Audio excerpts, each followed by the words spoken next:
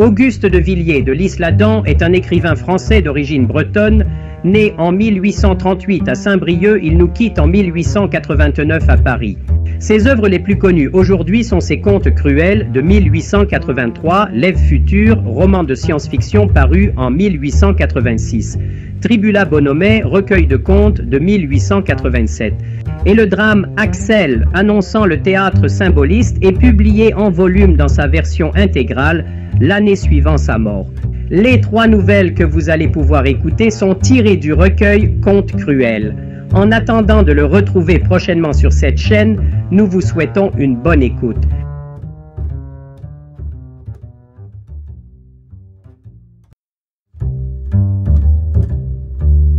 Auguste de Villiers de l'Isle-Adam est un écrivain français d'origine bretonne.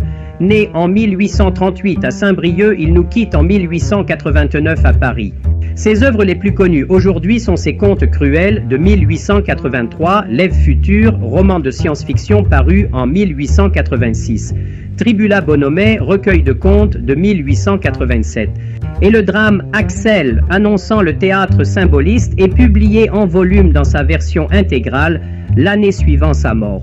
Les trois nouvelles que vous allez pouvoir écouter sont tirées du recueil Contes cruels. En attendant de le retrouver prochainement sur cette chaîne, nous vous souhaitons une bonne écoute.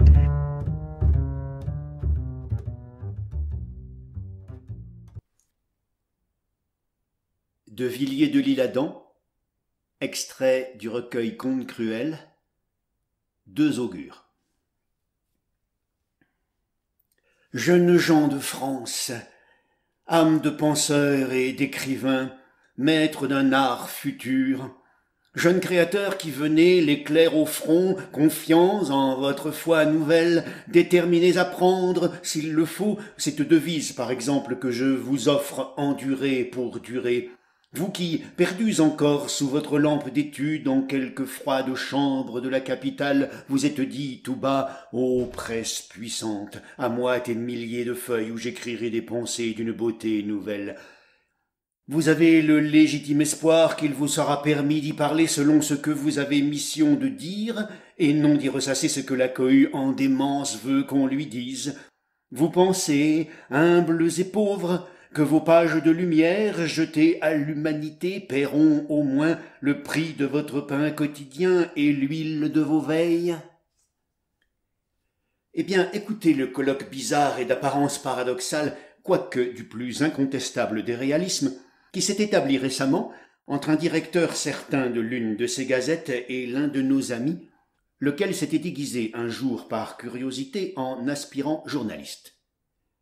Cette scène ayant l'air en mon esprit de se passer toujours, et tout aux autres de ce genre ne devant être au fond tacite ou parler que la monnaie de celle-là, l'éternelle, je me vois contraint, ô vous qui êtes prédestinés à la rénover vous-même, de la placer au présent de l'indicatif.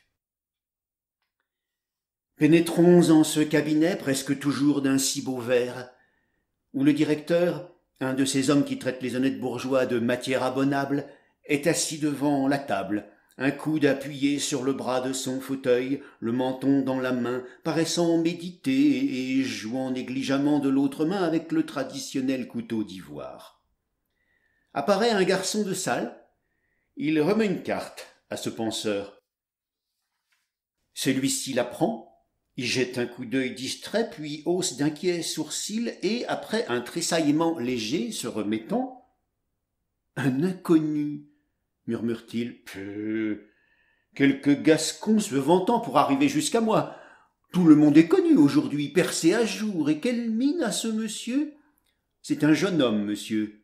Diable, faites entrer. » L'instant d'après apparaît notre jeune ami, le directeur se lève et de sa voix la plus engageante. « C'est bien à un inconnu que j'ai l'honneur de parler, murmure-t-il. « Jamais je n'eusse osé me présenter sans ce titre, répond le soi-disant plumitif. « Veuillez bien prendre la peine de vous asseoir. Je viens vous offrir une petite chronique d'actualité, un peu leste, naturellement, cela va sans dire. Venons au fait, votre prix serait de combien la ligne ? Mais de 3 francs à 3 francs 50, n'est-ce pas ? Répond gravement le néophyte. Soubresaut du directeur. Permettez.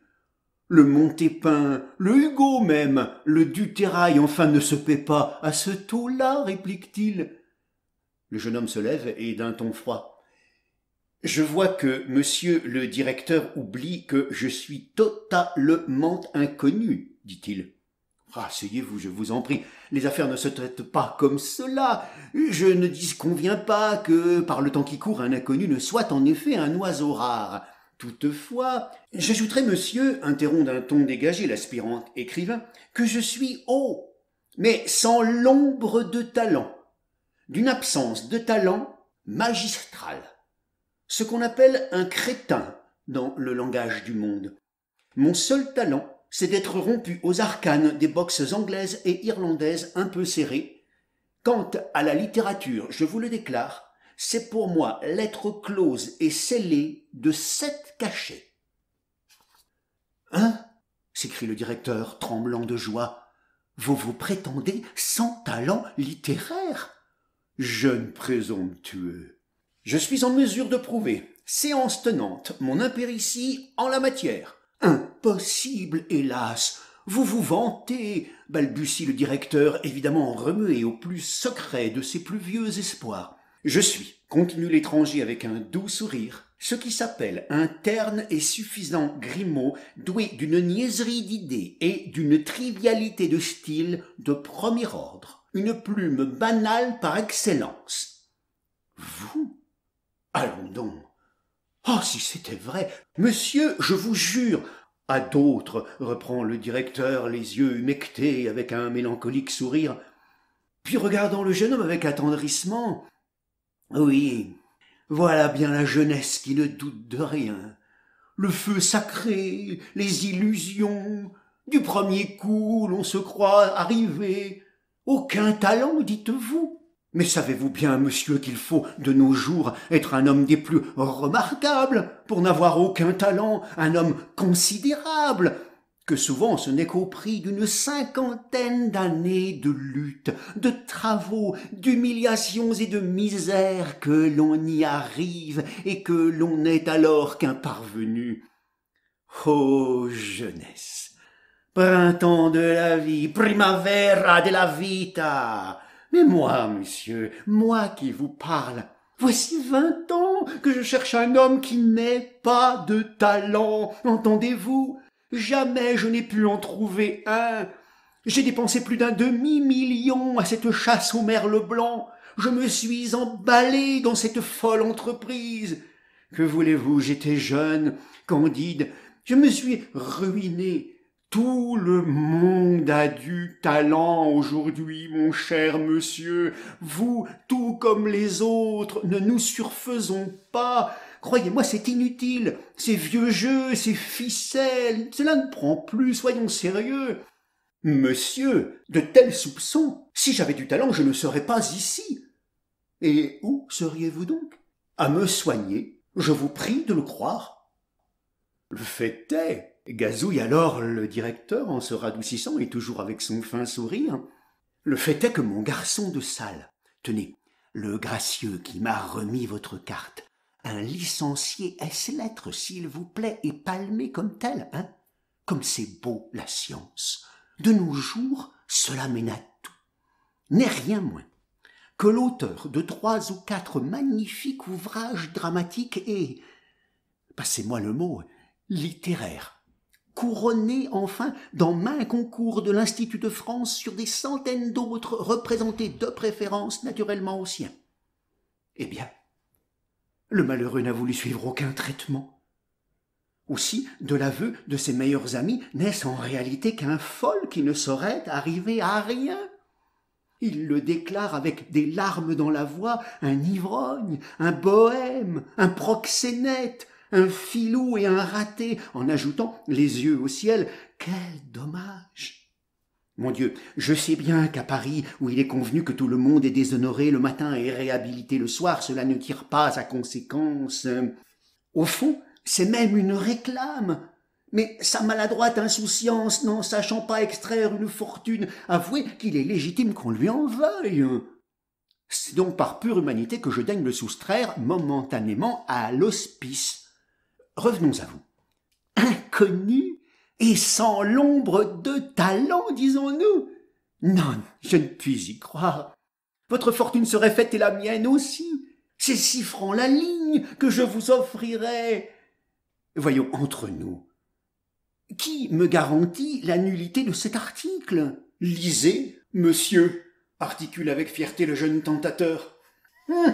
On voit que vous échappez de l'adolescence d'hier à peine, monsieur, répond en riant le directeur. Nous ne lisons que ce que nous sommes décidés à ne jamais publier. On n'imprime que la copie dûment illisible. Et, tenez, la vôtre semble, à vue de pince-nez, entachée d'une certaine calligraphie, ce qui est déjà d'assez mauvais augure. Cela pourrait vous faire soupçonner de soigner ce que vous faites. Or, tout journaliste vraiment digne de ce grand titre doit n'écrire qu'au trait de la plume, n'importe ce qui lui passe par la tête, et surtout sans se relire. Va comme je te pousse, et avec des convictions dues seulement à l'humeur du moment et à la couleur du journal, et marche. Il est évident qu'un bon journal quotidien sans cela ne paraîtrait jamais. On n'a pas le loisir, cher monsieur, de perdre du temps à réfléchir à ce que l'on dit lorsque le train de la province attend nos ballots de papier. Enfin, c'est évident cela. Il faut bien que l'abonné se figure qu'il lit quelque chose, vous comprenez. Et si vous saviez comme le reste au fond lui est égal. Rassurez-vous, monsieur, c'est le copiste. Vous faites copier? Malheureux! Plaisantez-vous? Ma copie était non seulement illisible, mais surchargée de telles fautes d'orthographe et de français que, ma foi, pour le premier article, j'ai pensé, raison de plus au contraire pour me l'apporter telle quelle. Le diamant ne saura donc jamais sa valeur. Les fautes d'orthographe, de français. Ignorez-vous que l'on ne peut obtenir des protes qu'ils ne les corrigent pas? Ce qui enlève souvent tout le sel d'un article. Mais c'est précisément là ce naturel, ce montant, ce prime sautier que prisent si fort les vrais connaisseurs. Le citadin aime les coquilles, monsieur. Cela le flatte de les apercevoir, surtout en province. Vous avez eu le plus grand tort. Enfin, et l'avez-vous soumise à quelque expert, cette chronique? Vous l'avouerai-je, monsieur le directeur, doutant de moi-même, car je n'ai pas de génie, Dieu merci. Peste, je l'espère bien, interrompt le directeur, après un coup d'œil furtif sur un revolver placé à côté de lui. Après avoir cherché le type devant représenter la bonne moyenne des intelligences publiques pour cette grande épreuve, mon choix s'est arrêté sur mon... Tant pis, je dis le mot. Sur mon pipelet, lequel est un vieux commissionnaire auvergnat, blanchi le long des rampes, surmené par les sursauts nocturnes et qu'une trop exclusive lecture d'enveloppe de lettres a rendu littéralement hagard. Grommelle alors le directeur, devenu très attentif. Le choix en était aussi subtil que pratique et judicieux, car le public raffole, remarquez ceci, de l'extraordinaire.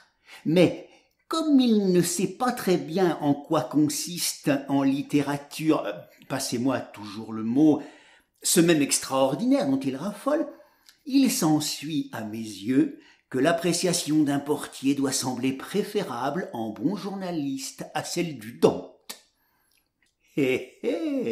Grommelle alors le directeur, devenu très attentif.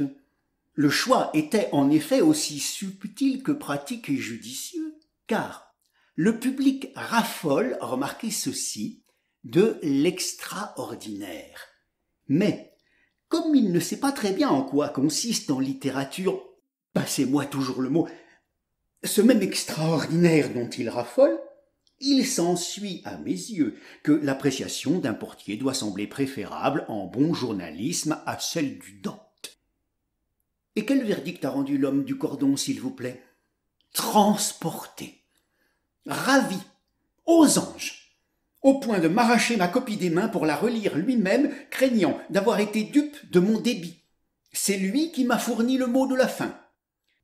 Les cervelés, au lieu de me l'adresser directement. Voyez-vous, un penseur l'a dit ou aurait dû le dire. L'idéal du journaliste, c'est d'abord le reporter, ensuite le fruit sec, à sourcils froncés, j'entends froncés, naturellement, comme on frise, qui insulte d'une façon grossière et au hasard, et qui se bat de même avec les naïfs qui n'enlèvent pas les épaules pour faire consacrer par la lâcheté publique sa rageuse médiocrité. Ce duo du chanteur et du danseur est la vie de tout journal qui se respecte un peu. En dehors des articles de ces deux colonnes, tous autres ne devraient se composer que de mots de la fin, enfilés comme des perles au hasard du petit bonheur. Le public ne lit pas un journal pour penser ou réfléchir, que diable! On lit comme on mange. Allons, je me décide à parcourir votre affaire. Oui, voyons. Si la valeur n'attend point chez vous, comme l'a si bien dit je ne sais plus quel auteur latin, le nombre des années, voici le manuscrit, dit l'écrivain rayonnant et entendant son œuvre avec un air de fatuité juvénile. Au bout de 3 minutes, le directeur tressaille, puis rejette avec dédain les feuilles volantes sur la table. « Là !» gémit-il avec un profond soupir. « J'en étais sûr. Encore une déception, mais je ne les compte plus. »« Hein ?» murmure comme effrayé le jeune héros. « Hélas, mon noble ami, mais c'est plein de talent, ça. Je suis fâché de vous le dire. Ça vaut 3 sous la ligne. Et encore parce que vous êtes un inconnu. Dans 8 jours, si je l'insère, ce sera gratis, et dans 15, ce sera vous qui me paierez, à moins que vous ne preniez un pseudonyme. Mais oui, soyons sérieux à la fin. Vous n'êtes pas sérieux, et, je le vois, vous ne pourrez que bien difficilement le devenir, ayant, par malheur, cette qualité de talent que vous êtes, pardon de l'expression, un écrivain. Et non pas un impudent malvat sans conscience ni pensée, ainsi que vous vous vantiez tout à l'heure de l'être pour surprendre ma religion, ma bienveillance, ma caisse et mon estime. Non, balbutie d'un visage atterré le prétendu aspirant de la plume quotidienne, vous devez commettre une erreur. Il y a malentendu. Vous n'avez pas lu avec attention. Mais cela empeste la littérature à faire baisser le tirage de 5000 en 24 heures, s'écrie le directeur. La qualité seule du style, vous dis-je, constitue le talent. 1 million de plumitifs peuvent, dans un journal, tracer l'exposé d'une soi-disant idée. Ah, black upon white! Un seul écrivain s'avise-t-il de l'énoncer à son tour et à sa manière, cette idée, dans un livre. Tout le reste est oublié, plus personne. L'on dirait un coup de vent sur du sable. Certes, c'est fort énigmatique, mais qu'y faire, c'est ainsi. Donc, si vous êtes un écrivain, vous êtes l'ennemi né de tout journal. Si encore vous n'aviez que de l'esprit, ça se vend toujours un peu, ça. Mais le pire, c'est que vous laissez pressentir dans l'on ne sait quoi de votre phrase que vous cherchez à dissimuler votre intelligence pour ne pas effaroucher le lecteur. Que diable! Les gens n'aiment pas qu'on les humilie. La puissance impressionnante de votre style naturel transparaît encore un coup sous cet effort même, attendu qu'il n'y a pas d'orthopédie capable de guérir d'un vice aussi essentiel. Vous imprimez. Mais j'aimerais mieux copier le bottin, ce serait plus pratique. En un mot, vous avez l'air, là-dedans, d'un monsieur qui, sachant que telle femme dont il convoite la dot a le goût des bancroches, affecte une claudication mensongère pour se faire bien venir de la dame. Ou d'un étrange collégien qui, pour s'attirer l'estime et le respect de ses professeurs, de ses camarades, se ferait teindre les cheveux en blanc. Monsieur, les quelques pages que je viens de parcourir me suffisent pour savoir très bien qui j'ai affaire. Personne n'est dupe aujourd'hui. Le public a son instinct, son flair, aussi sûr que celui d'un animal. Il connaît les siens et ne se trompe jamais. Il vous devine. Il pressent que, sachant au mieux la valeur, la signification réelle et sombre de vos écrits, vous regardez son appréciation, éloge ou blâme comme la poudre de vos bottines. Qu'enfin, ces vagues et insoucieux propos à votre égard sont pour vous comme le gloussement d'un dindon ou le bruit du vent dans une serrure. Le visible effort que, poussé par quelque détresse financière, sans doute vous avez commis ici pour vous niveler à ces idées, l'insulte horriblement. La gaucherie de votre humilité de commande a des hésitations meurtrières pour les bouffissures de son apathique suffisance. Votre épouvantable coup de chapeau lui écrase le nez en paraissant lui demander l'aumône. Cela ne se pardonne pas, cela, de lecteur à auteur. Les hommes de génie peuvent seuls se permettre dans leurs livres de ces familiarités alors tolérables, car s'ils prennent quelquefois leur lecteur aux cheveux et lui secouent la boîte osseuse d'un point calme et souverain, ce n'est que pour le contraindre à relever la tête. Mais dans un journal, monsieur, ces façons-là sont au moins déplacées. Elles compromettent l'avenir de la feuille aux yeux du conseil d'administration. En effet, voici l'inconvénient de pareils articles. Le bourgeois, en les parcourant d'un cerveau brouillé par les affaires, écarquille les yeux, vous traite tout bas de poète, sourit in petto et se désabonne, en déclarant tout haut que vous avez beaucoup de talent. Il montre ainsi, d'une part, que vos écrits ne l'ont pas atteint, de l'autre, il vous assassine aux yeux de ses confrères qui le devinent, prennent ce diapason, vous embaument dans les louanges et, de confiance ou d'instinct, ne vous lisent jamais, car ils ont flairé en vous une âme, c'est-à-dire la chose qu'ils haïssent le plus au monde. Et c'est moi qui paye. Ici, le directeur se croise les bras en regardant son interlocuteur avec des yeux ternes. « Ah ça! Est-ce que vous prenez le public pour un imbécile, par hasard? Vous êtes étonnant, ma parole d'honneur. Il est doué d'un autre genre d'intelligence que vous. Voilà tout. Cependant, répond en souriant le littérateur démasqué, il semblerait, en vous écoutant, que de nous deux, celui qui outrage le plus sincèrement le public, ça n'est pas moi. Sans aucun doute, mon jeune ami, seulement je le bafoue, moi, d'une manière pratique et qui me rapporte. En effet, le bourgeois, qui est l'ennemi de tout et de lui-même, me rétribuera toujours individuellement pour flatter sa vilainie, mais à une condition. C'est que je lui laisse croire que c'est à son voisin que je parle. Qu'importe le style en cette affaire. La seule devise qu'un homme de lettres sérieux doit adopter de nos jours est celle-ci: sois médiocre. C'est celle que j'ai choisie, d'où ma notoriété. Ah, c'est qu'en fait de bourgeoisie française, nous ne sommes plus au temps de Eustache de Saint-Pierre, voyez-vous.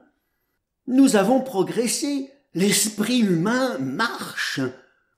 Aujourd'hui, le tiers-état tout entier ne désire plus, et avec raison, qu'expulser en paix et à son gré ses flatuosités, acarus et borborigmes, et comme il a par l'or et par le nombre la force des taureaux révoltés contre le berger, le mieux est de se naturaliser en lui.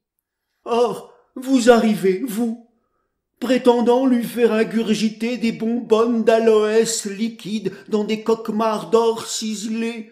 Naturellement, il regimbera, non sans une grimace, ne tenant pas à ce qu'on lui purge de force l'intellect, et il me reviendra tout de suite à moi, préférant après tout reboire mon gros vin frelaté dans mon vieux gobelet sale, vu l'habitude, cette seconde nature.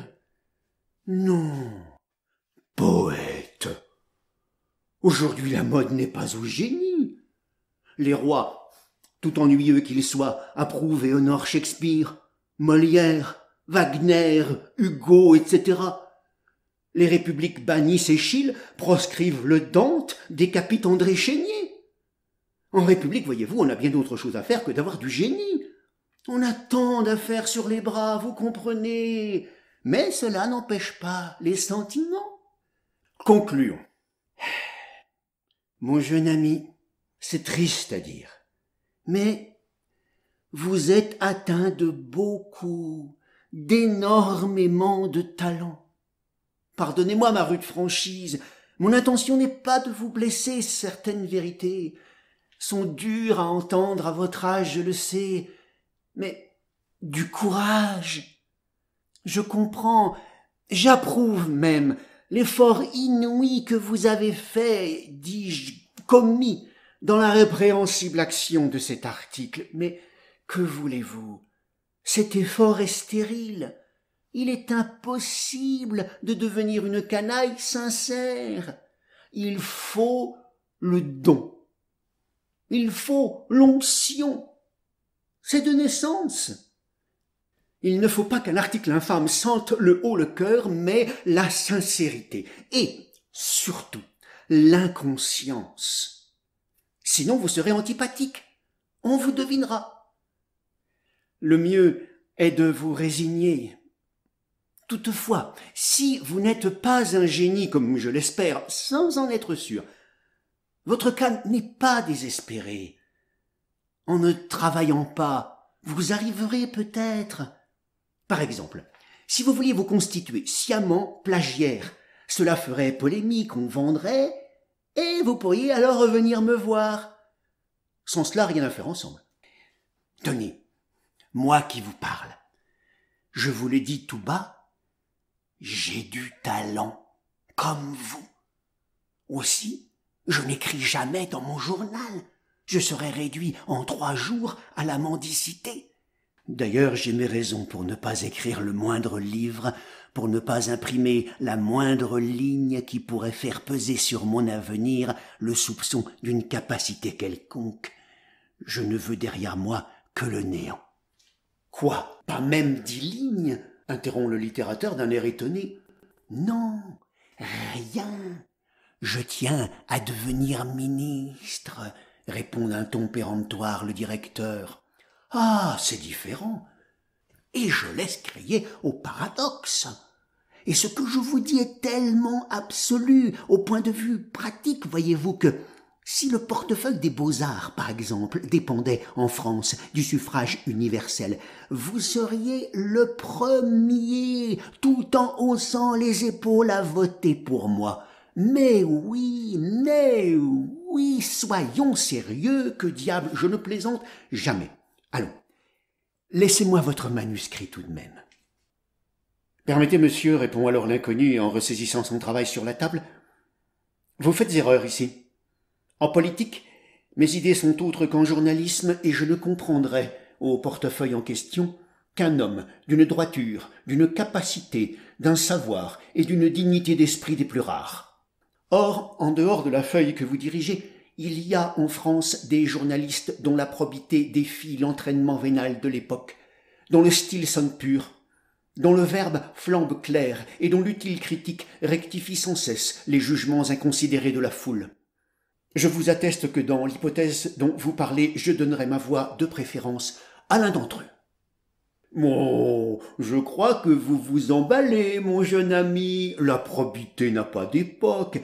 La sottise non plus, répond le littérateur avec un léger sourire. Quand vous aurez mon âge, vous rougirez de ces phrases-là. Merci de me rappeler votre âge. En vous écoutant, je vous aurais cru plus jeune. Hein? Mais il me semble que vous cherchez la petite bête en ce que je dis, monsieur. Ici, l'inconnu se lève. Monsieur le directeur m'a prouvé qu'en cherchant la petite, on trouve parfois la grande, répond-il distraitement. Dites donc, votre impertinence m'amuse, mais d'où vient cette subite aigreur? Ici, le jeune passant regarde son vis-à-vis d'un coup d'œil de boxeur si froid qu'un léger frisson passe dans les veines de l'homme au fauteuil. « Soit, je serai franc, répond-il. « Quoi? Je viens vous offrir une ineptie 100 fois inférieure à toutes celles que vous publiez chaque jour. Une filandreuse chronique suintant la suffisance repue, le cynisme qui est la nullité sentencieuse, l'idéal du genre. Une perle, enfin. Et voici qu'au lieu de me répondre oui ou non, vous m'accablez d'injures. Vous m'affublez des épithètes les plus ridiculisantes. Vous me traitez à brûle-pourpoint de littérateur, d'écrivain, de penseur, que sais-je. J'ai vu le moment où, sans aucune provocation de ma part. Ici, notre ami baisse la voix en regardant autour de lui comme craignant les écoutes. Où vous alliez me traiter d'homme de génie. Ne niez pas. Je vous voyais venir. Monsieur, on ne traite pas comme cela d'hommes de génie, des gens qui ne vous ont rien fait. Chez vous, ce ne fut pas étourderie, mais calcul méchant. Vous savez fort bien qu'un tel propos peut avoir pour fatale conséquence de priver un innocent de tout gagne-pain, de le rendre l'exploitation et la risée de tous. Vous pouviez refuser mon article, mais non le déprécier en le déclarant entaché de génie. Où voulez-vous que je le porte maintenant? Oui, j'ai sur le cœur ce procédé de mauvaise guerre, je l'avoue, et je vous avertis que, si vous ébruitiez sur mon compte d'aussi venimeuses calomnies, comme je ne tiens pas à mourir de faim, de misère et de honte sous les demi-sourires approbateurs et les clins d'yeux encourageants du bal des domestiques où je me trouve dans la vie, je saurai vous amener sur le terrain, n'en doutez pas, ou à des excuses dictées. Brisons-la. Ces quelques paroles ne me paraissant présenter qu'imparfaitement entre nous les prodromes d'une amitié naissante, souffrez que je prenne congé à l'anglaise en vous prévenant, à titre gracieux et pour votre gouverne, qu'à l'escrime, j'ai longuement étudié l'art de ne jamais donner ni recevoir de coups de manchette et qu'un brevet de courage convenu peut coûter plus cher avec moi. Serviteur. Et, remettant son chapeau, puis, allumant une cigarette, le littérateur se retire lentement. Une fois seul. « Me fâcherais-je » se demande à voix basse le directeur. « Bah, soyons philosophes. » Socrate ayant remporté le prix de courage à la bataille de Potidée, le fit décerner par dédain au jeune Alcibiade, imitons ce sage de la Grèce. D'ailleurs, ce jeune homme est amusant et sa petite pique ne me déplaît pas. Jadis, j'ai eu ça moi-même. Ici notre homme tire sa montre. 5 heures, voyons, soyons sérieux. Que mangerai-je bien ce soir à mon dîner? Un turbotin, oui, un peu truité, non, saumoneux, oui, plutôt. Et comme entremets, là-dessus, ressaisissant son couteau d'ivoire, le directeur de la feuille politique, littéraire, commerciale, électorale, industrielle, financière et théâtrale se replonge dans ses opimes et absconses méditations. Et il serait impossible d'en pénétrer l'important objet car, ainsi que le fait remarquer fort judicieusement un vieux proverbe mozarabe, le flambeau n'éclaire pas sa base.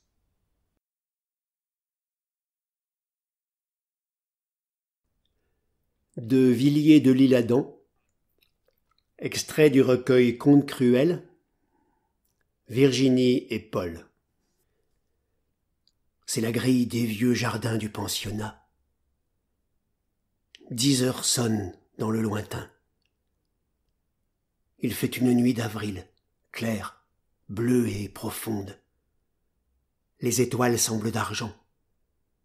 Les vagues du vent, faibles, ont passé sur les jeunes roses. Les feuillages bruissent. Le jet d'eau retombe neigeux au bout de cette grande allée d'acacias.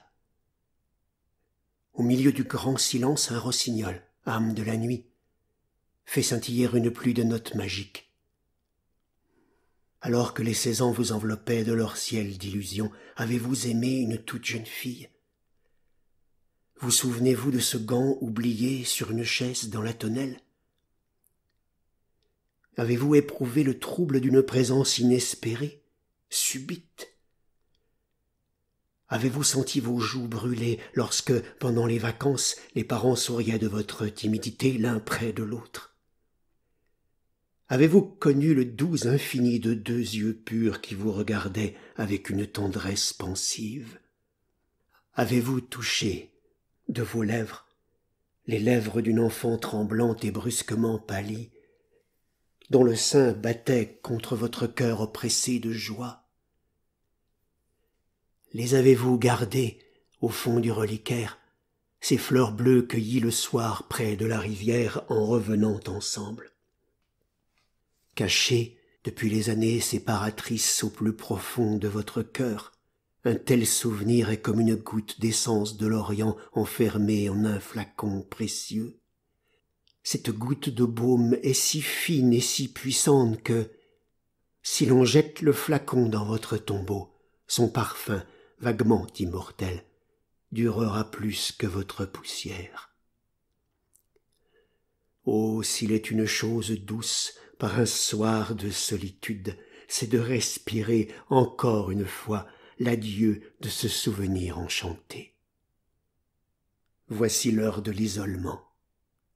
Les bruits du travail se sont tus dans le faubourg. Mes pas m'ont conduit jusqu'ici, au hasard. Cette bâtisse fut autrefois une vieille abbaye. Un rayon de lune fait voir l'escalier de pierre derrière la grille et illumine à demi les vieux saints sculptés qui ont fait des miracles et qui, sans doute, ont frappé contre ces dalles leurs humbles fronts éclairés par la prière. Ici, les pas des chevaliers de Bretagne ont résonné autrefois alors que l'anglais tenait encore nos cités angevines. À présent, des jalousies vertes et gaies rajeunissent les sombres pierres des croisées et des murs. L'abbaye est devenue une pension de jeunes filles. Le jour, elles doivent y gazouiller comme des oiseaux dans les ruines. Parmi celles qui se sont endormies, il est plus d'une enfant qui, aux premières vacances de Pâques, éveillera dans le cœur d'un jeune adolescent la grande impression sacrée, et peut-être que déjà... Chut, on a parlé. Une voix très douce vient d'appeler tout bas. « Paul! Paul !» Une robe de mousseline blanche, une ceinture bleue ont flotté un instant près de ce pilier. Une jeune fille semble parfois une apparition. Celle-ci est descendue maintenant. C'est l'une d'entre elles. Je vois la pèlerine du pensionnat et la croix d'argent du cou. Je vois son visage. La nuit se fond avec ses traits baignés de poésie. Oh, cheveux si blonds d'une jeunesse mêlée d'enfance encore. Oh, bleu regard dont l'azur est si pâle qu'il semble encore tenir de l'éther primitif. Mais quel est ce tout jeune homme qui se glisse entre les arbres? Il se hâte, il touche le pilier de la grille. « Virginie, Virginie, c'est moi. Oh, plus bas, me voici, Paul. » Ils ont 15 ans tous les deux. C'est un premier rendez-vous. C'est une page de l'idylle éternelle, et comme ils doivent trembler de joie l'un et l'autre. Salut, innocence divine, souvenir, fleur ravivée. Paul, mon cher cousin, donnez-moi votre main à travers la grille, Virginie. Oh, mais est-elle jolie, au moins? Tenez, c'est un bouquet que j'ai cueilli dans le jardin de papa. Il ne coûte pas d'argent, mais c'est de cœur. Merci, Paul. Mais comme il est essoufflé, comme il a couru. Ah, c'est que papa a fait une affaire aujourd'hui, une affaire très belle. Il a acheté un petit bois à moitié prix.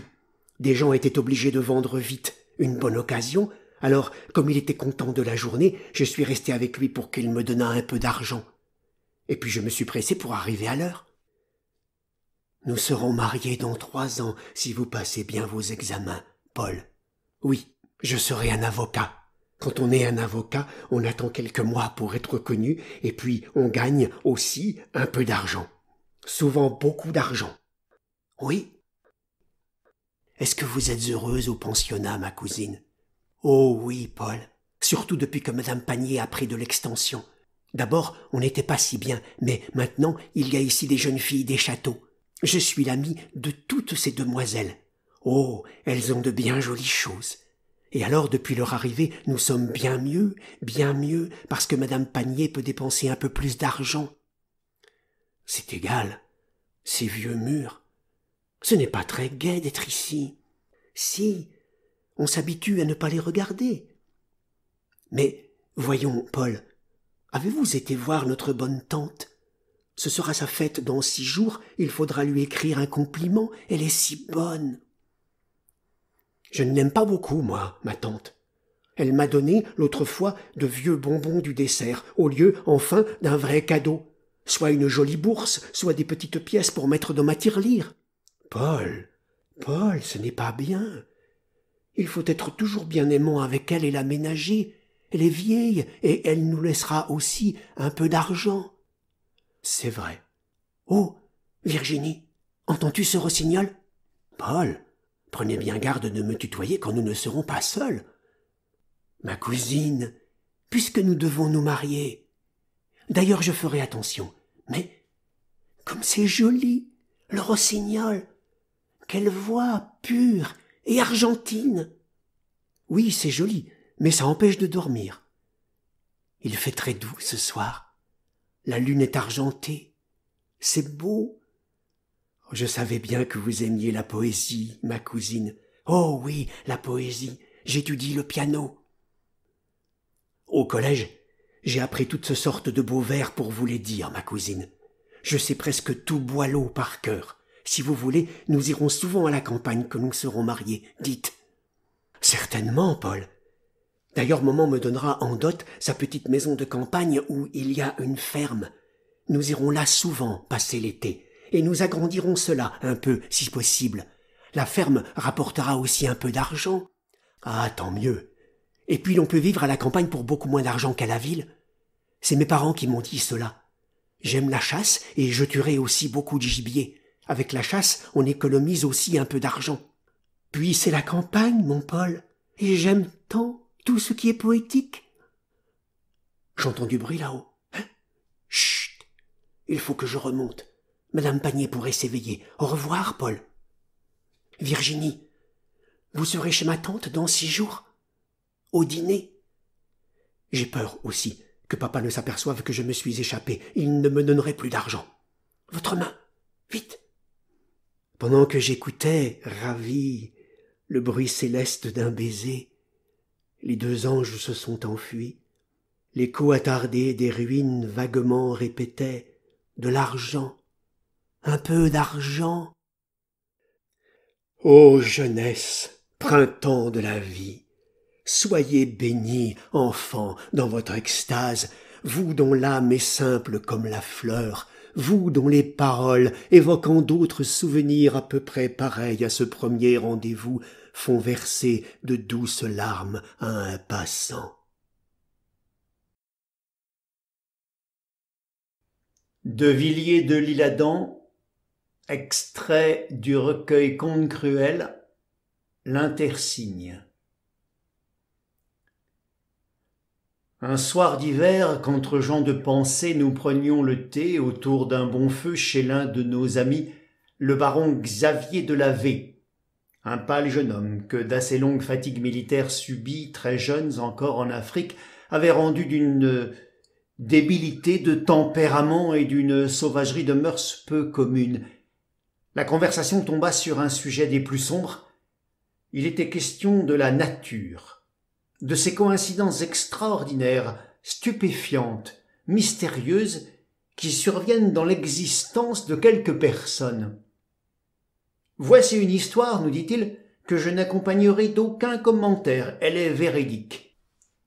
Nous allumâmes des cigarettes et nous écoutâmes le récit suivant.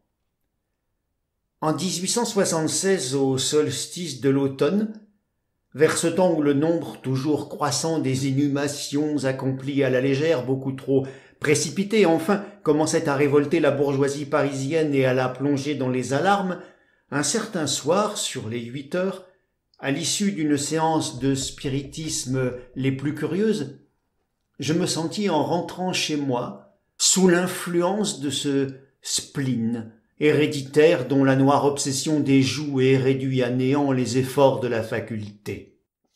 C'est en vain qu'à l'instigation doctorale j'ai dû maintes fois m'enivrer du breuvage d'Avicenne.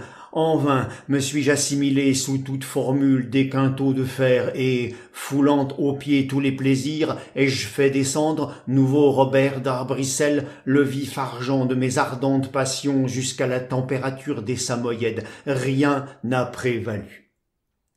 Allons, il paraît décidément que je suis un personnage taciturne et morose, mais il faut aussi que, sous une apparence nerveuse, je sois, comme on dit, bâti à chaud et à sable pour me trouver encore à même, après tant de soins, de pouvoir contempler les étoiles.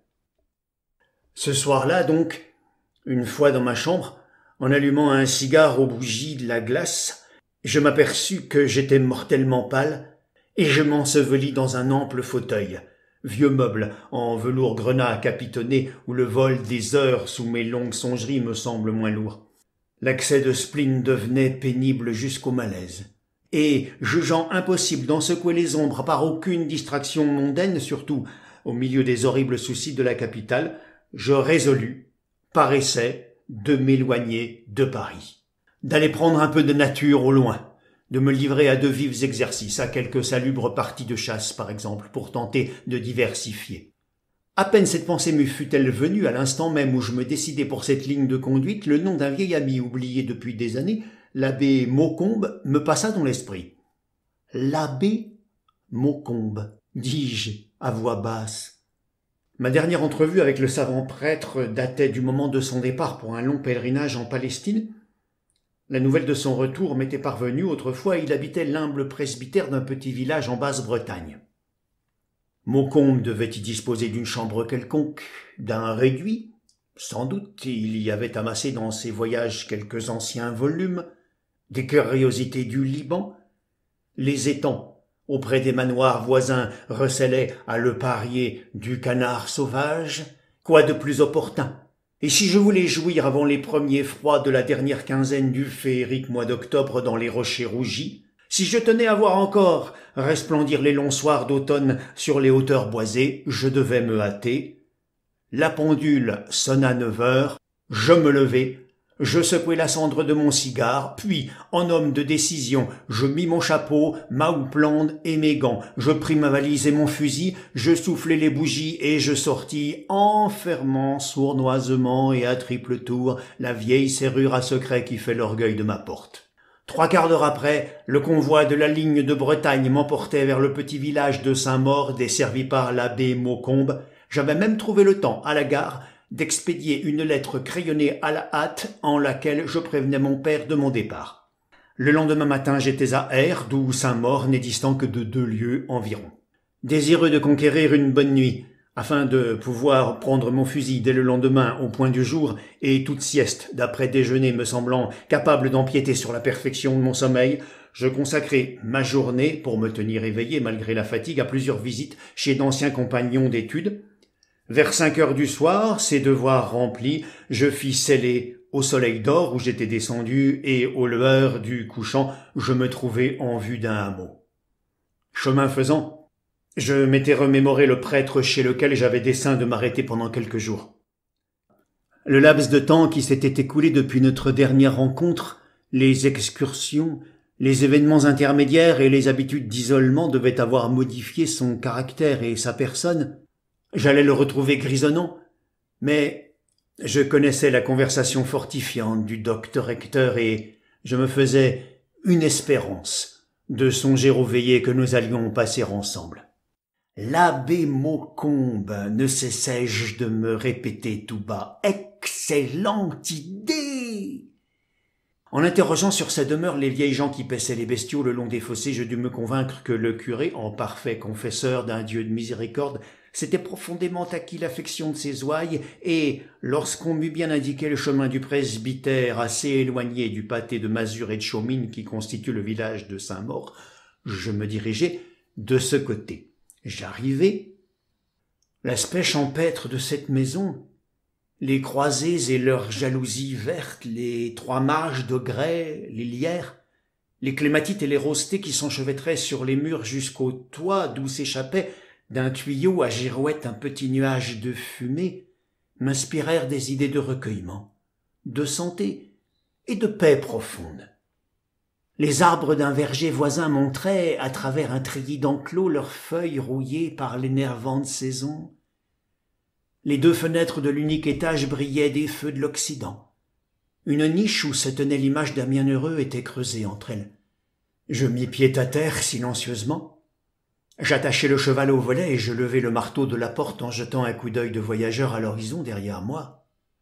Mais l'horizon brillait tellement sur les forêts de chênes lointains et de pins sauvages où les derniers oiseaux s'envolaient dans le soir.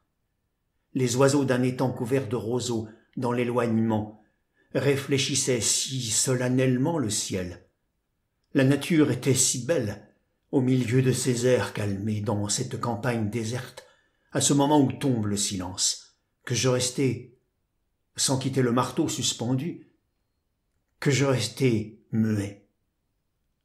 Ô toi, pensai-je, qui n'as point l'asile de tes rêves et pour qui la terre de Canaan, avec ses palmiers et ses eaux vives, n'apparaît pas au milieu des aurores, après avoir tant marché sous de dures étoiles. Voyageur si joyeux au départ et maintenant assombri. Cœur fait pour d'autres exils que ceux dont tu partages l'amertume avec des frères mauvais. Regarde, ici, on peut s'asseoir sur la pierre de la mélancolie. Ici, les rêves morts ressuscitent, devançant les moments de la tombe. Si tu veux avoir le véritable désir de mourir, approche. Ici, la vue du ciel exalte jusqu'à l'oubli. J'étais dans cet état de lassitude où les nerfs, sensibilisés, vibrent aux moindres excitations. Une feuille tomba près de moi, son bruissement furtif me fit tressaillir, et le magique horizon de cette contrée entra dans mes yeux. Je m'assis devant la porte, solitaire. Après quelques instants, comme le soir commençait à fraîchir, je revins au sentiment de la réalité. Je me levai très vite et je repris le marteau de la porte en regardant la maison riante. Mais à peine eus-je de nouveau jeté sur elle un regard distrait que je fus forcé de m'arrêter encore, me demandant cette fois si je n'étais pas le jouet d'une hallucination. Était-ce bien la maison que j'avais vue tout à l'heure? Quelle ancienneté me dénonçaient maintenant les longues lézardes entre les feuilles pâles. Cette bâtisse avait un air étranger. Les carreaux illuminés par les rayons d'agonie du soir brûlaient d'une lueur intense. Le portail hospitalier m'invitait avec ses 3 marches, mais en concentrant mon attention sur ces dalles grises, je vis qu'elles venaient d'être polies, que des traces de lettres creusées y restaient encore, et je vis bien qu'elles provenaient du cimetière voisin dont les croix noires m'apparaissaient à présent de côté à une centaine de pas.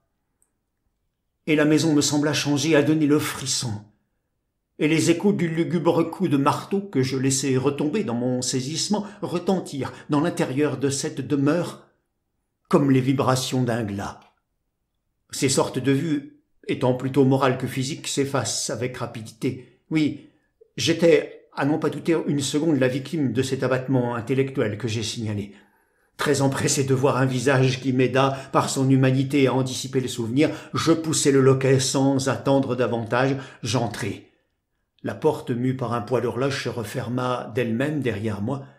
Je me trouvai dans un long corridor à l'extrémité duquel Nanon, la gouvernante, vieille et réjouie, descendait l'escalier, une chandelle à la main. « Monsieur Xavier !» s'écria-t-elle toute joyeuse en me reconnaissant. « Bonsoir, ma bonne Nanon !» lui répondis-je en lui confiant à la hâte ma valise et mon fusil. J'avais oublié ma houppelande dans la chambre au soleil d'or.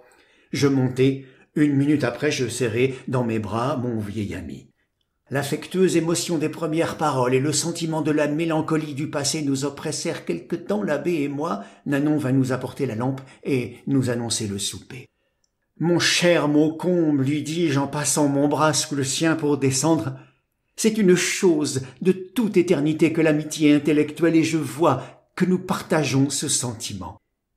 Il est des esprits chrétiens d'une parenté divine très rapprochée, me répondit-il. Oui, le monde a des croyances moins raisonnables pour lesquelles des partisans se trouvent qui sacrifient leur sang, leur bonheur, leur devoir. Ce sont des fanatiques, acheva-t-il en souriant. Choisissons pour foi la plus utile, puisque nous sommes libres et que nous devenons notre croyance. Le fait est, lui répondis-je, qu'il est déjà très mystérieux que 2 et 2 fassent 4. Nous passâmes dans la salle à manger. Pendant le repas, l'abbé, m'ayant doucement reproché l'oubli où je l'avais tenu si longtemps, me mit au courant de l'esprit du village. Il me parla du pays, me raconta 2 ou 3 anecdotes touchant les châtelains des environs. Il me cita ses exploits personnels à la chasse et ses triomphes à la pêche, pour tout dire. Il fut d'une affabilité et d'un entrain charmant. Nanon, messager rapide, s'empressait, se multipliait autour de nous et sa vaste coiffe avait des battements d'ailes.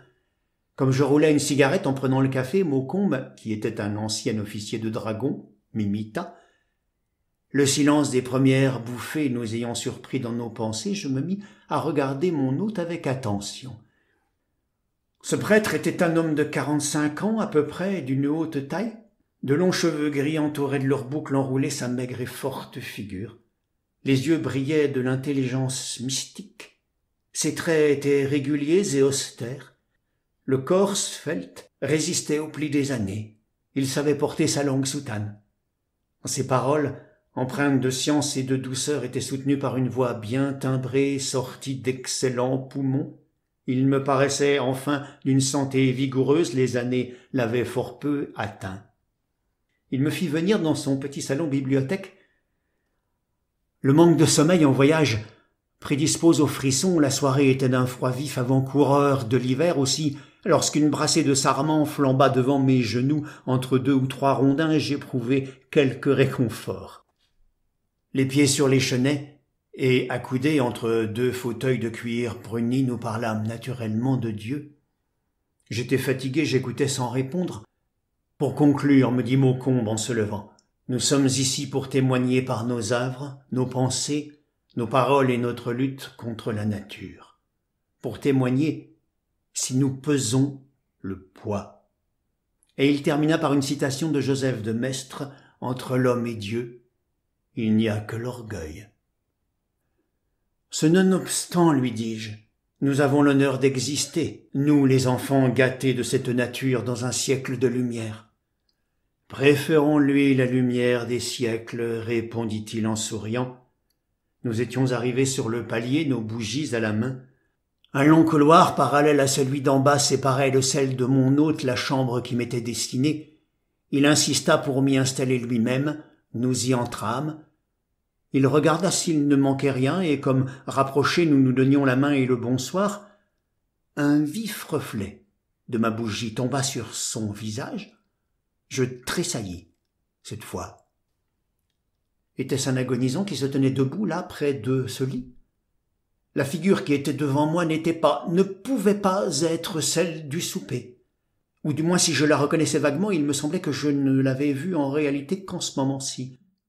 Une seule réflexion me fera comprendre. L'abbé me donnait humainement la seconde sensation que, par une obscure correspondance, sa maison m'avait fait éprouver.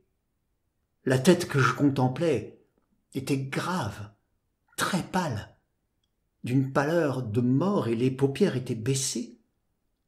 Avait-il oublié ma présence? Priait-il? Qu'avait-il donc à se tenir ainsi? Sa personne s'était revêtue d'une solennité si soudaine que je fermai les yeux. Quand je les rouvris après une seconde, le bon abbé était toujours là, mais je le reconnaissais maintenant. À la bonne heure, son sourire amical dissipait en moi toute inquiétude. L'impression n'avait pas duré le temps d'adresser une question.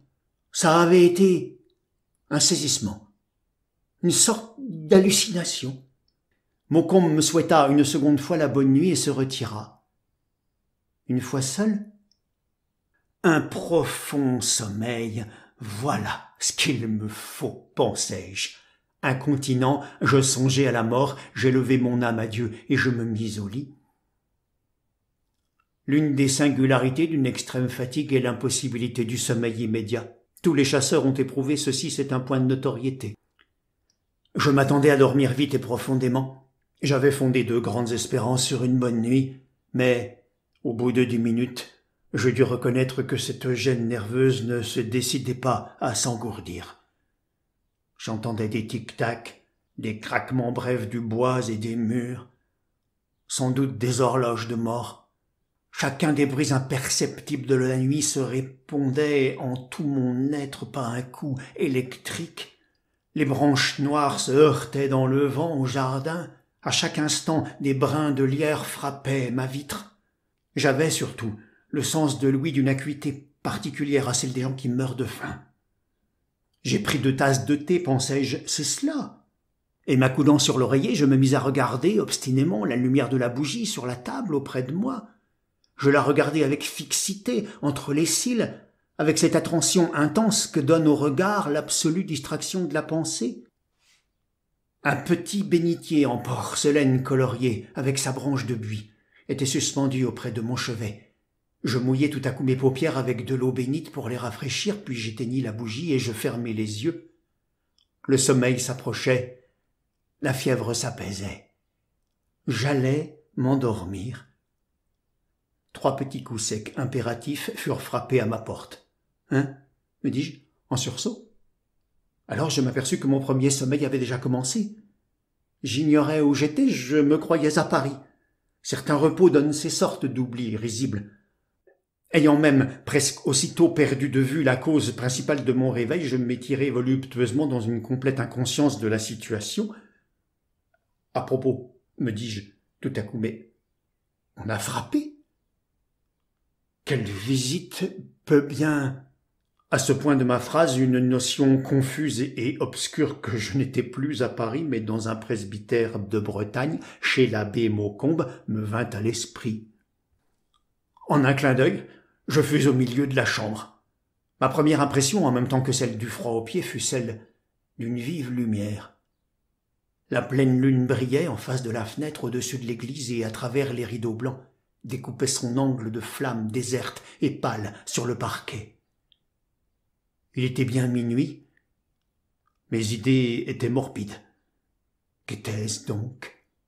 L'ombre était extraordinaire. Comme je m'approchais de la porte, une tache de braise, partie du trou de la serrure, vint errer sur ma main et sur ma manche. Il y avait quelqu'un derrière la porte, on avait réellement frappé. Cependant, à 2 pas du loquet, je m'arrêtai court.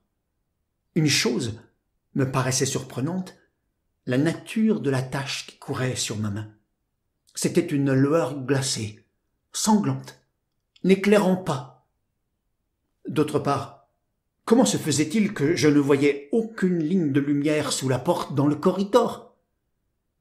Mais en vérité, ce qui sortait ainsi du trou de la serrure me causait l'impression du regard phosphorique d'un hibou. En ce moment, l'heure sonna dehors à l'église dans le vent nocturne. « Qui est là ?» demandai-je à voix basse. La lueur s'éteignit. J'allais m'approcher, mais la porte s'ouvrit. Largement, lentement, silencieusement. En face de moi, dans le corridor, se tenait, debout, une forme haute et noire. Un prêtre, le tricorne sur la tête. La lune l'éclairait tout entier, à l'exception de la figure. Je ne voyais que le feu de ces 2 prunelles qui me considéraient avec une solennelle fixité. Le souffle de l'autre monde enveloppait ce visiteur. Son attitude m'oppressait l'âme. Paralysé par une frayeur qui s'enfla instantanément jusqu'au paroxysme, je contemplai le désolant personnage en silence. Tout à coup, le prêtre éleva le bras avec lenteur vers moi. Il me présentait une chose lourde et vague. C'était un manteau. Un grand manteau noir. Un manteau de voyage. Il me le tendait, comme pour me l'offrir. Je fermai les yeux pour ne pas voir cela. Oh, je ne voulais pas voir cela. Mais un oiseau de nuit avec un cri affreux passa entre nous et le vent de ses ailes, m'effleurant les paupières, me les fit rouvrir. Je sentis qu'il voltait par la chambre. Alors, et avec un râle d'angoisse car les forces me trahissaient pour crier, je repoussai la porte de mes 2 mains crispées et étendues. Je donnai un violent tour de clé frénétique, les cheveux dressés. Chose singulière, il me sembla que tout cela ne faisait aucun bruit. C'était plus que l'organisme n'en pouvait supporter, je m'éveillai. J'étais assis sur mon séant, dans mon lit, les bras tendus devant moi. J'étais glacé. Le front trempé de sueur. Mon cœur frappait contre les parois de ma poitrine des gros coups sombres. Ah, me dis-je, le songe horrible. Toutefois, mon insurmontable anxiété subsistait. Il me fallut plus d'1 minute avant d'oser remuer le bras pour chercher des allumettes. J'appréhendais de sentir dans l'obscurité une main froide saisir la mienne et la presser amicalement. J'eus un mouvement nerveux en entendant les allumettes bruire sous mes doigts dans le fer de chandelier. Je rallumai la bougie. Instantanément, je me sentis mieux. La lumière, cette vibration divine, diversifie les milieux funèbres et console des mauvaises terreurs. Je résolus de boire un verre d'eau pour me remettre tout à fait et je descendis du lit. En passant devant la fenêtre, je remarquai une chose.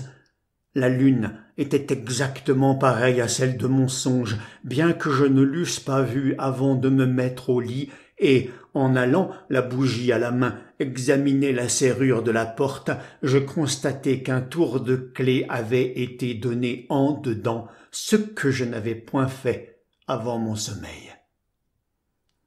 À ces découvertes, je jetai un regard autour de moi.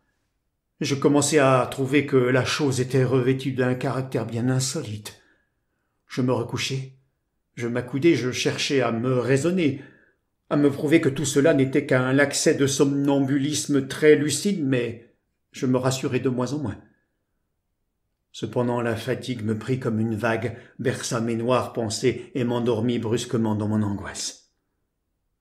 Quand je me réveillai, un bon soleil jouait dans la chambre. C'était une matinée heureuse, ma montre accrochée au chevet du lit marquait 10 heures.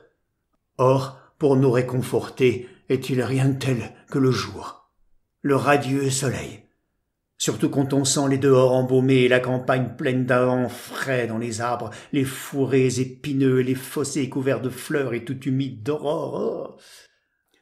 Je m'habillai à la hâte, très oublieux du sombre commencement de ma nuitée. Complètement ranimé par des ablutions réitérées d'eau fraîche, je descendis. L'abbé Maucombe était dans la salle à manger. Assis, devant la nappe déjà mise, il lisait un journal en m'attendant. Nous nous serrâmes la main. « Avez-vous passé une bonne nuit, mon cher Xavier ?» me demanda-t-il. « Excellente, » répondis-je distraitement par habitude et sans accorder attention le moins du monde à ce que je disais. La vérité est que je me sentais de bon appétit, voilà tout. Nanon intervint, nous apportant le déjeuner. Pendant le repas, notre causerie fut à la fois recueillie et joyeuse. L'homme qui vit saintement connaît seul la joie et sait la communiquer. Tout à coup, je me rappelai mon rêve. « À propos, m'écriai-je, mon cher abbé, il me souvient que j'ai eu cette nuit un singulier rêve et d'une étrangeté. Comment puis-je exprimer cela, voyons, saisissante, étonnante, effrayante, à votre choix, jugez-en. » Et tout en pelant une pomme, je commençai à lui narrer dans tous ses détails l'hallucination sombre qui avait troublé mon premier sommeil. Au moment où j'en étais arrivé au geste du prêtre m'offrant le manteau, et avant que j'eusse entamé cette phrase, la porte de la salle à manger s'ouvrit. Nanon, avec cette familiarité particulière aux gouvernantes des curés, entra dans le rayon de soleil, au beau milieu de la conversation, et, m'interrompant, me tendit un papier. « Voici une lettre très pressée que le rural vient d'apporter à l'instant pour monsieur, dit-elle. « Une lettre ? Déjà » m'écriai-je en oubliant mon histoire. C'était de mon père. « Comment cela, mon cher abbé, vous permettez que je lise, n'est-ce pas ?»« Sans doute, dit l'abbé Maucombe, perdant également l'histoire de vue et subissant magnétiquement l'intérêt que je prenais à la lettre, sans doute. » Je décachetai. Ainsi l'incident de Nanon avait détourné notre attention par sa soudaineté. « Voilà, dis-je, une vive contrariété, mon hôte. À peine arrivé, je me vois obligé de repartir. »« Comment ?» demanda l'abbé Maucombe, reposant sa tasse sans boire. « Il m'est écrit de revenir en toute hâte au sujet d'une affaire, d'un procès d'une importance des plus graves. Je m'attendais à ce qu'il ne se plaidât qu'en décembre, or on m'avise qu'il se juge dans la quinzaine, et comme seul je suis à même de mettre de l'ordre dans les dernières pièces qui doivent nous donner gain de cause, il faut que j'aille. »« Allons, quel ennui ! Positivement, c'est fâcheux, dit l'abbé. Comme c'est donc fâcheux. Au moins, promettez-moi qu'aussitôt ceci terminé, la grande affaire, c'est le salut. J'espérais être pour quelque chose dans le vôtre, et voici que vous vous échappez. Je pensais déjà que le bon Dieu vous avait envoyé. Mon cher abbé, m'écriai-je, je vous laisse mon fusil. Avant 3 semaines, je serai de retour, et cette fois, pour quelques semaines, si vous voulez. Allez donc en paix, dit l'abbé Maucombe. C'est qu'il s'agit de presque toute ma fortune, murmurai-je. La fortune, c'est Dieu, dit simplement Maucombe. Et demain, comment en vivrai-je si... Demain, on ne vit plus, répondit-il. Bientôt nous nous levâmes de table, un peu consolés du contretemps par cette promesse formelle de revenir. Nous allâmes nous promener dans le verger, visiter les attenances du presbytère. Toute la journée, l'abbé m'étala, non sans complaisance, ses pauvres trésors champêtres, puis, Pendant qu'il lisait son bréviaire, je marchais solitairement dans les environs, respirant l'air vivace et pur, avec délice. Maucombe, à son retour, s'étendit quelque peu sur son voyage en Terre Sainte. Tout cela nous conduisit jusqu'au coucher du soleil. Le soir vint. Après un frugal repas, je dis à l'abbé Maucombe, « Mon ami, l'express part à 9 heures précises. D'ici hier, j'ai bien 1h30 de route. Il me faut une demi-heure pour régler à l'auberge en y reconduisant le cheval. Total 2 heures. Il en est 7, je vous quitte à l'instant. » « Je vous accompagnerai un peu, dit le prêtre. Cette promenade me sera salutaire. » « À propos, lui répondis-je, préoccupé, voici l'adresse de mon père chez qui je demeure à Paris si nous devons nous écrire. Nanon prit la carte et l'inséra dans une jointure de la glace. 3 minutes après, l'abbé et moi nous quittions le presbytère et nous nous avancions sur le grand chemin. Je tenais mon cheval par la bride, comme de raison. Nous étions déjà 2 ombres. 5 minutes après notre départ, une bruine pénétrante, une petite pluie fine et froide, portée par un affreux coup de vent, frappa nos mains et nos figures. Je m'arrêtai court. « Mon vieil ami, dis-je à l'abbé, non, décidément, je ne souffrirai pas à cela. Votre existence est très précieuse et cette ondée glaciale est très malsaine. Rentrez. Cette pluie, encore une fois, pourrait vous mouiller dangereusement. Rentrez, je vous en prie. » L'abbé, au bout d'un instant, songeant à ses fidèles, se rendit à mes raisons. « J'emporte une promesse, mon cher ami, me dit-il. Et comme je lui tendais la main, « Un instant, ajouta-t-il. Je songe que vous avez du chemin à faire et que cette bruine est en effet pénétrante. » Il eut un frisson. Nous étions l'un auprès de l'autre, immobiles, nous regardant fixement comme 2 voyageurs pressés. En ce moment, la lune s'éleva sur les sapins derrière les collines, éclairant les landes et les bois à l'horizon. Elle nous baigna spontanément de sa lumière morne et pâle, de sa flamme déserte et pâle. Nos silhouettes et celles du cheval se dessinèrent énormes sur le chemin et, du côté des vieilles croix de pierre là-bas, du côté des vieilles croix en ruine qui se dressent en ce canton de Bretagne, dans les écreux boissés où penchent les funestes oiseaux échappés du bois des agonisants, j'entendis au loin un cri affreux. L'aigre et alarmant fausset de la Freusée, une chouette aux yeux de phosphore, dont la lueur tremblait sur le grand bras d'une gueuse, s'envola et passa entre nous en prolongeant ce cri. « Allons, continua l'abbé Maucombe, moi, je serai chez moi dans 1 minute, ainsi prenez ce manteau. J'y tiens beaucoup, beaucoup, ajouta-t-il avec un ton inoubliable. Vous me le ferez renvoyer par le garçon d'auberge qui vient au village tous les jours, je vous en prie. » L'abbé, en prononçant ces paroles, me tendait son manteau noir. Je ne voyais pas sa figure à cause de l'ombre que projetait son large tricorne, mais je distinguai ses yeux qui me considéraient avec une solennelle fixité. Il me jeta le manteau sur les épaules, me l'agrafa d'un air tendre et inquiet pendant que, sans force, je fermais les paupières. En profitant de mon silence, il se hâta vers son logis. Au tournant de la route, il avait disparu. Par une présence d'esprit et un peu aussi machinalement, je sautai à cheval puis je restai immobile. Maintenant, j'étais seul sur le grand chemin. J'entendais les mules bruits de la campagne. En rouvrant les yeux, je vis l'immense ciel livide où filaient de nombreux nuages ternes cachant la lune, la nature solitaire. Cependant, je me tins droit et ferme, quoique je dusse être blanc comme un linge. « Voyons, me dis-je, du calme. J'ai la fièvre et je suis somnambule, voilà tout. » Je m'efforçai de hausser les épaules. Un poids secret m'en empêcha. Et voici que venue du fond de l'horizon, du fond de ces bois décriés, une volée d'orfraies à grand bruit d'ailes passa en criant d'horribles syllabes inconnues au-dessus de ma tête. Elles allèrent s'abattre sur le toit du presbytère et sur le clocher dans l'éloignement, et le vent m'apporta des cris tristes. Ma foi, j'eus peur. Pourquoi? Qui me le précisera jamais.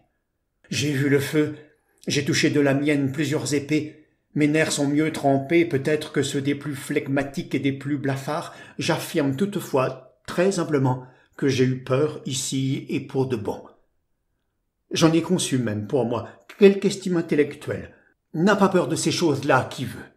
Donc, en silence, j'ensanglantai les flancs de mon pauvre cheval et les yeux fermés, les rênes lâchées, les doigts crispés sur les crins, le manteau flottant derrière moi tout droit, je sentis que le galop de ma bête était aussi violent que possible. Elle allait ventre à terre. De temps en temps, mon sourd grognement à son oreille lui communiquait à coup sûr et d'instinct l'horreur superstitieuse dont je frissonnais malgré moi. Nous arrivâmes de la sorte en moins d'une demi-heure. Le bruit du pavé des faubourgs me fit redresser la tête et respirer.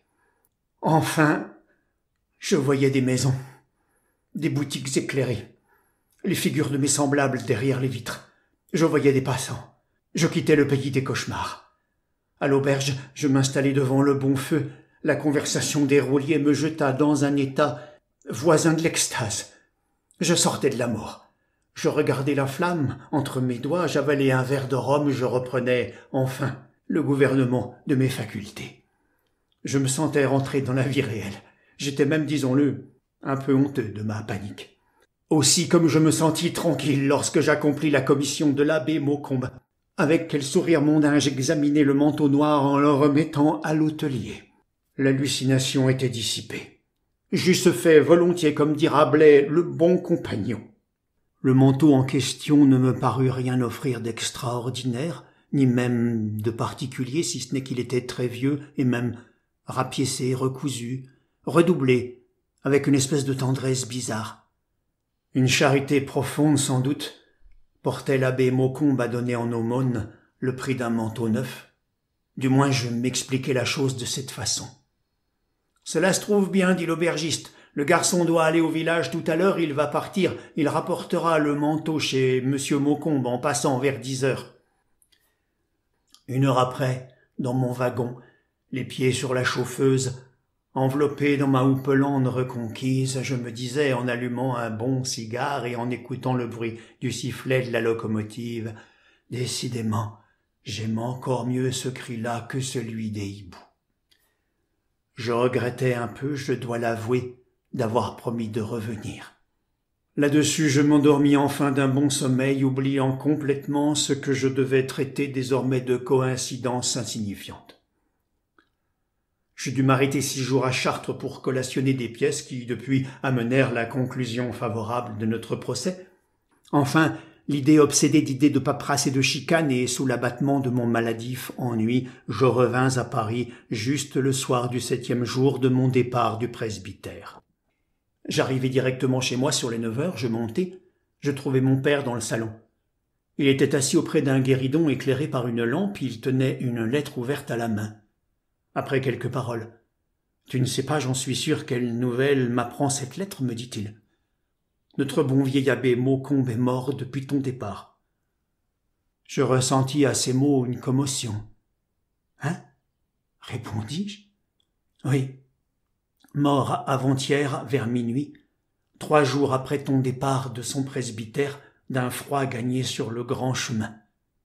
Cette lettre est de la vieille Nanon. La pauvre femme paraît avoir la tête si perdue, même, qu'elle répète 2 fois une phrase singulière à propos d'un manteau. Lis donc toi-même. » Il me tendit la lettre où la mort du saint prêtre nous était annoncée, en effet, et où je lis ces simples lignes. Il était très heureux, disait-il, à ces dernières paroles, d'être enveloppé à son dernier soupir et enseveli dans le manteau qu'il avait rapporté de son pèlerinage en terre sainte et qui avait touché le tombeau.